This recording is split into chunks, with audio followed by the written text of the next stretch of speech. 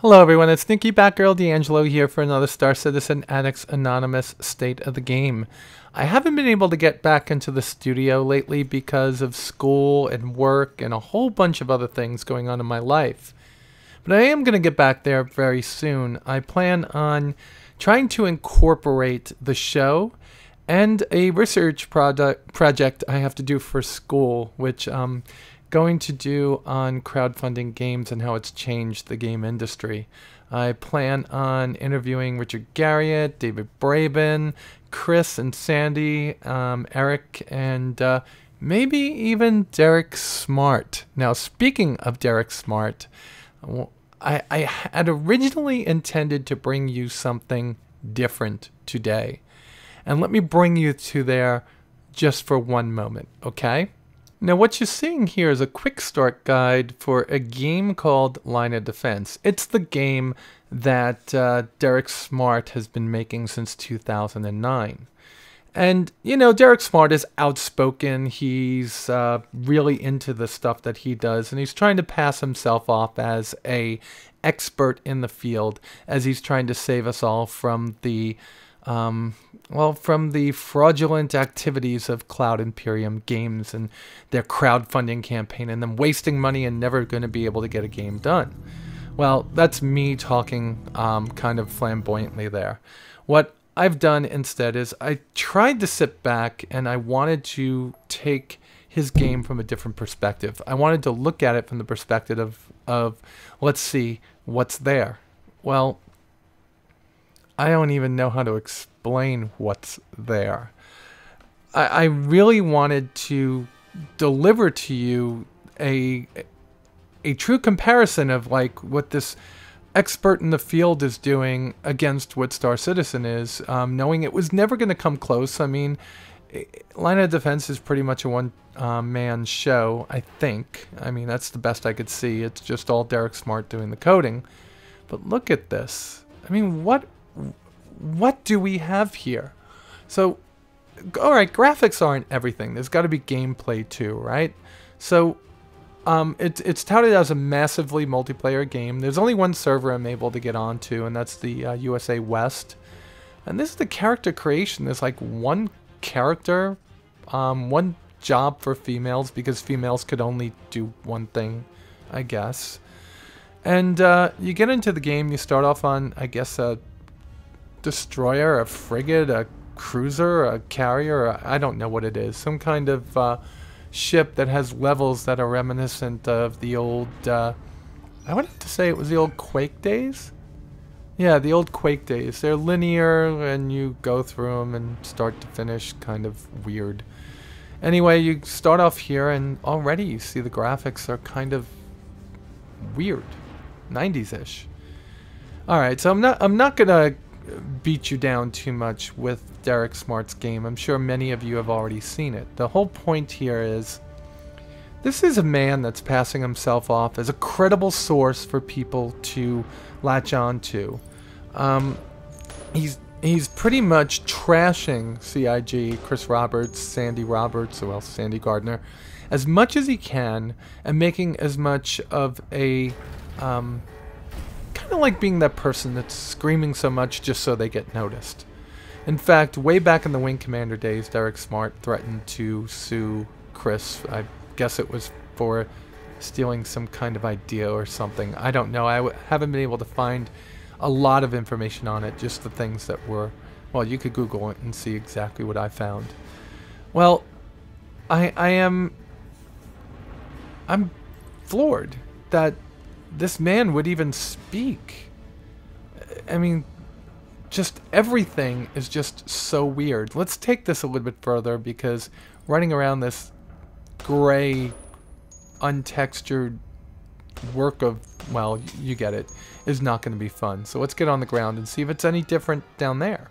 Well, after transporting down to an airlock and pretty much jumping through it, we are able to get down to the surface, which looks like something reminiscent from the Command and Conquer days, I guess.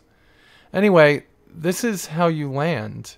You jump and you have a squirrel suit, I guess, but nope. In his movie, he showed you gliding in a squirrel suit. Here you just fall down to the ground. Now it's a massively multiplayer online role-playing game. And right now the game is not fully out. I mean, he claims that there's a lot of it done. But it's Friday night and there should be a bunch of people on, according to what I've read, and I wasn't able to find anybody anywhere. Not one soul in his game. And of course I paid $10 to bring this to you, and you know, I really wanted to make a effort to show the strengths of somebody like him. So maybe he did have some kind of credibility, but this doesn't seem like much. And I'm sure if he works hard at it, he'll have a playable game that's kind of fun, but it's not going to be any kind of a competitor, nor did he ever claim his game was a competitor to Star Citizen. He just claimed that he had done all this. Like, he said that he was going to do this, and he accomplished it, from different ships that were multiplayer with players inside the ships taking on different roles. I wasn't able to find any of that there in this game because I couldn't find anybody in this game. And I did go on quite a number of times. It's not that I just went on at Friday night at 7:30 or 8:30 p.m., whatever it was, to look for people. I just couldn't find anybody at all. And Derek, I'm sorry. You know, I know that you work hard and you take passion in the game that you make, okay? But if you're going to claim to be an expert in the field, you started work on this in 2009, and you know, pretty much it's almost 7 years later now. This is what you've delivered. And again, I'm sure you'll get it working in your vision, but I think I'm going to stick with Chris's vision, and I would appreciate it if you would stop knocking the game that I like. All right, with that said, let's go back into what we're really here for, which is Star Citizen. Here we are, back in my favorite place, the asteroid hangar, and it's loading. Textures are going to take a while. I just downloaded the PTU. This is version 1.3. And it looks like we're going to start seeing a ramp up in the production cycle of Star Citizen. Now, what you were seeing before, or maybe you'll see in a few minutes, is going to be the fish tank. There were quite a few little tiny bits and pieces that were updated, and of course they're promising us better lighting in the hangars and stuff, but here's one of the pieces that was updated. Now, I like the more realistic reflections in a lot of things, but if it's going to cause me not to see my fish tank in the full beauty it is, please. I can't wait for them to retexture this or rework the fish tank. To me, it just is missing something. I can't wait for it to be finished. Alright, so 1.3 came out, and the big news here is really that you're on the same build as the devs now. So everything has been brought together, and that really does set us up for all the updates coming at us rather rapidly. We should sometime between now and the end of the year, hopefully right around Thanksgiving, have version 2.0 of the alpha of Star Citizen, in other words known as Arena Commander. Now, they have said that they are going to add in FPS in that section. That does not mean that they are foregoing Star Marine, that it's not coming out. Star Marine and Seda Ball and all the pieces of the pie that Star Marine bring in, just like Arena Commander, is going to be in the game. It's just going to be coming a little bit later.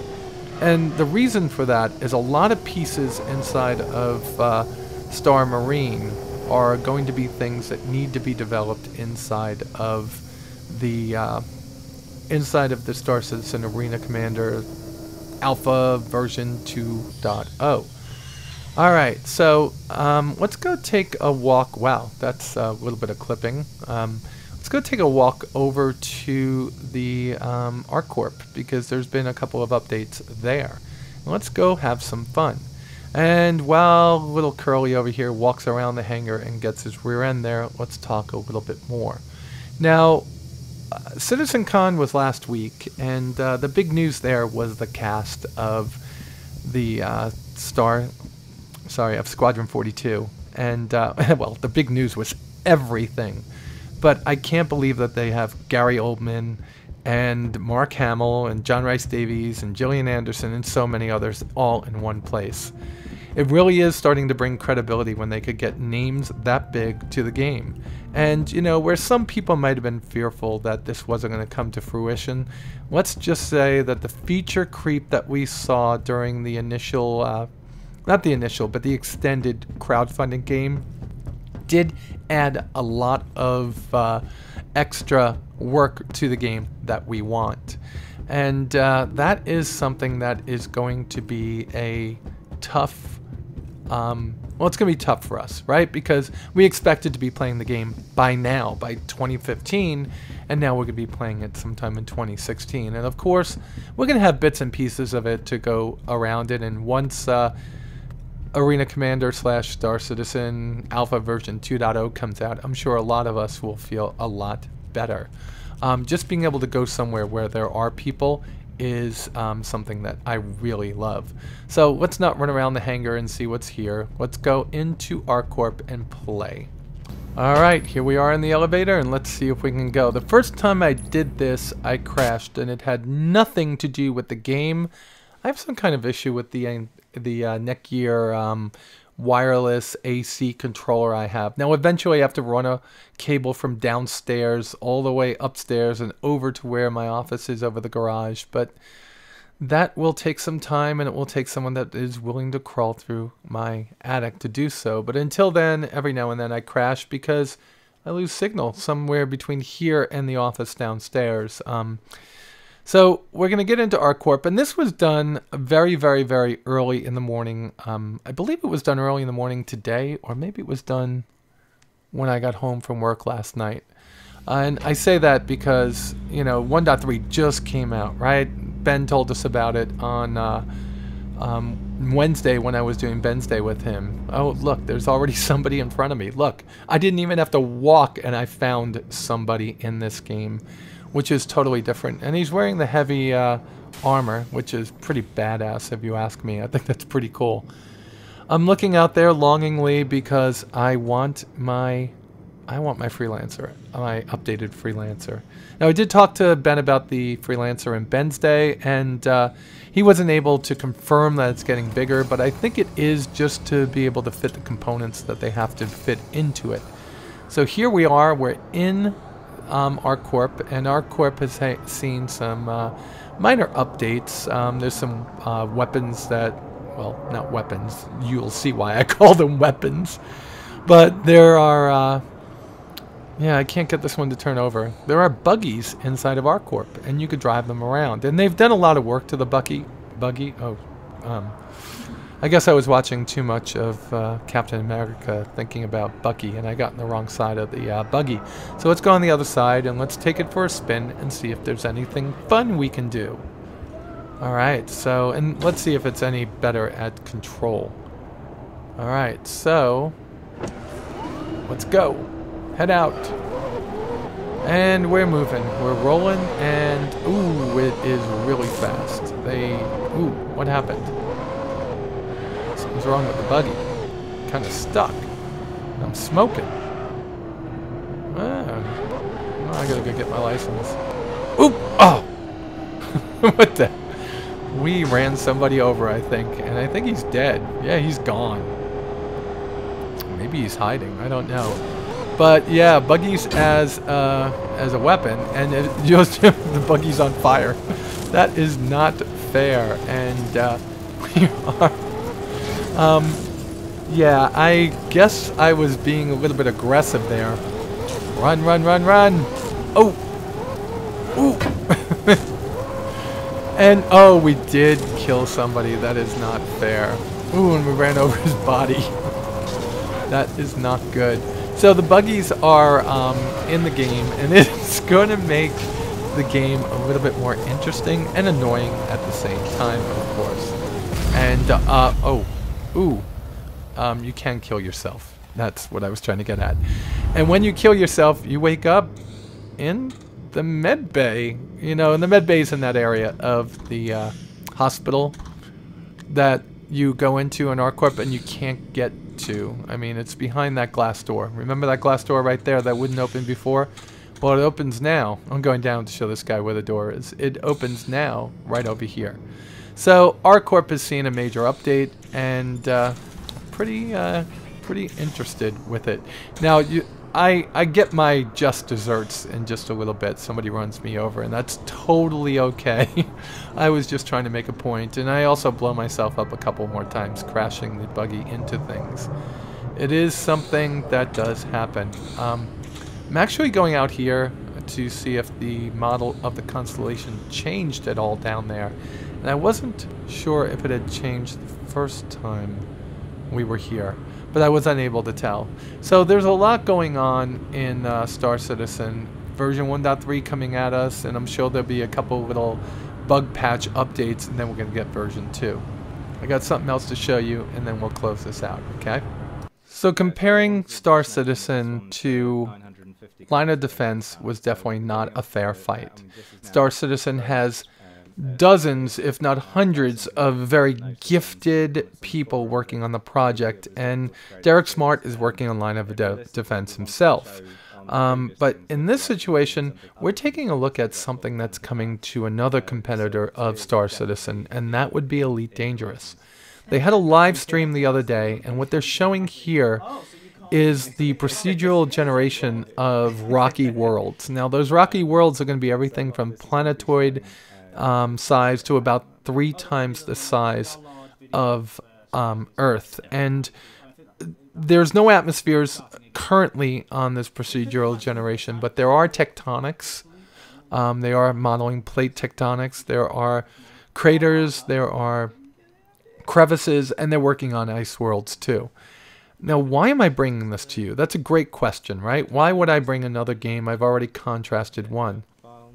It's very important to us because we've asked for procedurally generated worlds at some point in the future, and they're doing it here, as you can see, over in Elite Dangerous. And it's going to make the game rather a little bit different to play, although the 400 billion star system universe that you play in, or galaxy you play in, does leave you feeling a little bit empty at times, a little bit like you're playing in an empty world.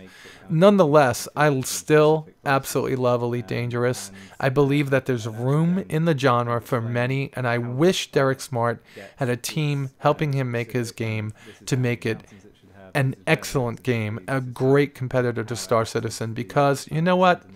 The genre needs to go on. The genre needs as many great games in it as possible, and I think that all of us should embrace the other games that are out there that are, well, giving us the opportunity to fly starships and do trading and exploration and mining and mercenary fights. That's something that I really like. And I do implore you to go over to Elite Dangerous's YouTube channel, Frontier's YouTube channel, and take a look at this 1.1 hour or 1.2 hour wonderful live stream, because it really does give us something to look forward to, since we are going to have these type of procedurally generated worlds at some point in Star Citizen also. Now, getting close to closing this out, you'll see me getting my just desserts. Nikki Batgirl D'Angelo run over by a buggy. Anyway, I had a great time checking out 1.3. I'll continue doing it. For those of you that want to be in the Enablers, which is the official organization of the Star Citizen Addicts Anonymous YouTube channel, please take a look over in the organization page on Star Citizen, well, RSI's website. I'll leave a link down below. We are definitely recruiting now, and we have our Sunday nights, and we're going to start expanding into other nights where we all get together. I am very excited for the direction that Star Citizen is going into. I'm not talking about a lot of the things that I'm putting together for a studio episode, another Star Citizen Addicts Anonymous, where I'll go over in detail CitizenCon, the announcements, and what it all means to us. God, I just wish they gave us an animation over here for drinking. I mean, they gave it to us for our hangar. But you know what? They do give us some great animations. So let's take a look at one of them as I sign off. Nothing like having a beer and dancing on a table, right? I tried to get on the bar, but they wouldn't let me. So, folks, I will leave you here with just a little bit of dancing. And I hope you look forward to another Star Citizen Addicts Anonymous as much as I do. You all have a great weekend, and you all be safe out there, and I'll talk to you soon.